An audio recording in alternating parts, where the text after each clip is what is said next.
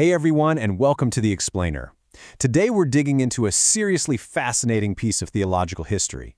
We are unpacking the three monumental ancient offices of the Old Testament: prophet, priest, and king.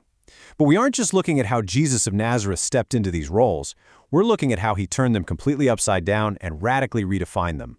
Honestly, if you want to understand the architecture of his ultimate mission, this is the master key. Okay, let's dive right into this. We've got a classic rule of three acting as our mental roadmap today. Number 1, prophet, defined by word and light. Number 2, priest, specifically in the order of Melchizedek. And number 3, king, moving from inaugurated to consummated. Let's get into it. Section 1. Prophet, Word, and Light. To really wrap our heads around this first hat Jesus wears, we have to look at the brilliant prologue of the Gospel of John. John introduces Jesus as the Word, or in Greek, the Logos. Now, in the first century Hellenistic world, Greek philosophers were absolutely obsessed with the Logos. They saw it as the ultimate organizing reason of the universe. But John pulls off a masterful teaching move here. He doesn't just borrow from the Greeks, he anchors this concept straight back into the ancient Genesis creation account, where God literally speaks the universe into existence. It's brilliant, really. He uses an ancient Old Testament foundation to perfectly hook his contemporary first-century audience. And this brilliantly illustrates just how incredibly skilled John was as a writer. Usually, you'd see regular, predictable parallelism, right? An A-B-C structure followed by another A-B-C. But here, John uses inverted parallelism, known as a chiasm. It goes A-B-B-A. He introduces the Son as the Word in verse 1 and the light in verse 7. And then he reverses it. The light comes into the world in verse 9, and the Word becomes flesh in verse 14. This whole structure acts like a giant textual spotlight, shining directly on the grand theme of the eternal Son's incarnation. He's way more than a prophet just speaking words. He literally is the Word made flesh. This redefined prophetic role, it absolutely explodes in the rest of John's Gospel through 7 very specific statements. Think about it. Old Testament prophets always started with, "Thus says the Lord." But Jesus, he speaks for God in the first person. He just says, "I am. I am the bread of life, the light of the world, the gate, the good shepherd, the resurrection, the true vine, and the way, the truth, and the life." Firing through these statements, you really see the overwhelming nature of Jesus acting as the ultimate divine prophet. He doesn't just deliver the message, he is the message. But out of all 7 of those statements, there's one that really stands out as the ultimate synthesis. John 14:6. I am the way, and the truth, and the life. John, acting as a deeply gracious and brilliant teacher, actually condenses the heavy theology of all 7 sayings into this one singular claim. The way means he is the Savior. The truth means he's the ultimate revealer of God. And the life means he is the giver of eternal life. It's the whole shebang, perfectly packaged into just one sentence. Now, this prophetic role isn't just taught in abstract concepts. It's demonstrated with some intense, almost comical irony. In John 9, Jesus heals a man born blind. So you have this uneducated beggar who has lived his entire life in literal darkness, and suddenly he sees absolute truth. Meanwhile, the highly educated, quote-unquote, seeing religious leaders, the guys who have literally studied the text their entire lives, are completely exposed. They're just stumbling around in the spiritual dark. And when these scholars try to trap the formerly blind man in a complex theological debate about Jesus, he delivers what honestly has to be the ultimate historical mic drop. He says, "Whether he is a sinner, I do not know. One thing I do know, that though I was blind, now I see." I mean, come on. The guy had 0 theological training, but in one simple sentence, he completely outsmarted the top scholars of his day. It just perfectly captures how the true light reveals reality.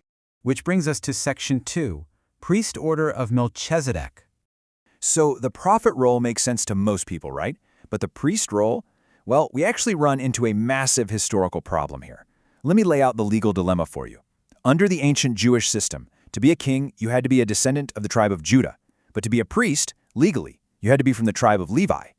Jesus was from Judah, so that made him totally eligible to be a king, but seemingly made it impossible for him to be a priest because, well, you can't belong to 2 tribes at once. So how on earth do we solve this? Now, what's really interesting about this is the solution. God uses a brilliant, and I mean brilliant, divine legal loophole known as the Melchizedek priesthood. In the book of Genesis, centuries before the Levitical priesthood even existed, this mysterious king and priest named Melchizedek just appears out of nowhere. Then, later on, Psalm 110 contains this divine oath promising a Messiah who will be a priest forever after the order of Melchizedek. It's an incredibly exclusive, non-genealogical priesthood consisting of exactly two people in all of history, Melchizedek and Jesus. This completely bypasses the whole tribal DNA requirement. So as this totally unique high priest, what exactly is his job description? Well, he has two primary duties. Step 1 is atonement. The book of Hebrews points out that while regular priests had to offer sacrifices constantly, day after day, Jesus offered a single, eternal sacrifice, himself, securing redemption once and for all. Hebrews 10:14 famously says that by a single offering, he perfected for all time those who are being sanctified. And step 2 is intercession. He didn't just die, resurrect, and punch out. Right now, he sits at God's right hand, continually interceding and praying to keep his people saved. We actually get an incredibly powerful, kind of terrifying, mini-narrative of this intercession in action right before the crucifixion. In Luke 22, Jesus looks at a very boastful apostle Peter and tells him that Satan has demanded to sift all the disciples like wheat. Talk about a vivid image, but Jesus, acting as the ultimate high priest, steps in and says, "I have prayed for you, Peter, that your faith may not fail." Now, Peter still messes up terribly, right? He tragically denies Jesus 3 times to servant girls, but because of Christ's priestly intercession, his faith doesn't ultimately fail. He repents and he's restored. And that's the huge takeaway here. This intercession isn't just some dusty historical event. It's the exact same act of intercession protecting believers today when they stumble. All right, moving on to section 3. King, inaugurated to consummated. So, we're zooming out from that deeply personal one-on-one intercession of the priest to the cosmic expansion of a king.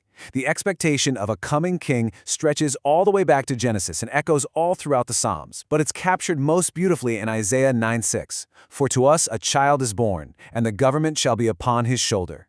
You have to remember, the people were desperate. They were waiting for an eternal ruler who would finally bring true justice and righteousness. Let's move to and see how this builds, because this kingdom actually expands across a really distinct 3-part timeline. First, it's inaugurated. During Jesus' earthly ministry, every parable he preached and every demon he cast out was proof that the kingdom had actively arrived. Second, it's expanded.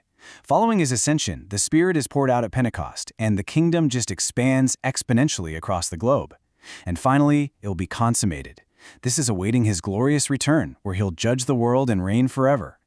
And right at the very end of this timeline lies a truly fascinating point of systematic theology regarding the ultimate climax of Christ's royal reign.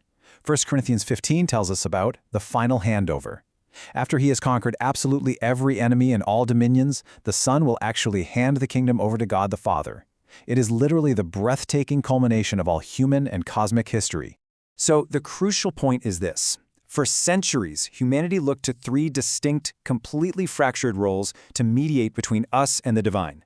We had flawed prophets, mortal priests, and frankly, failing kings.